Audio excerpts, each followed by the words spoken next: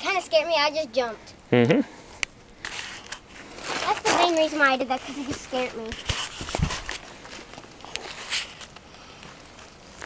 The only reason why I actually did it, because it scared me.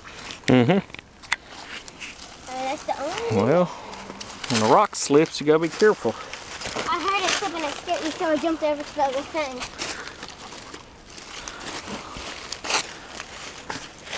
You gotta go under the tree. They didn't know I was just good of a rock climber. Yeah, I know you're a good climber. A good rock climber?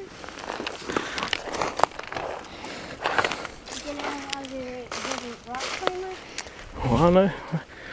Honey, a good climber's a good climber, whether you're on rocks or not. I'm not a good tree climber. Oh. All right.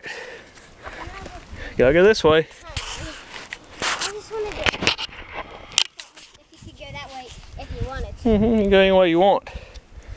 This is the scarier way because it's got a drop. I could drop from there and not be hurt. Yeah, but you can drop there and knock your noggin too. Yeah.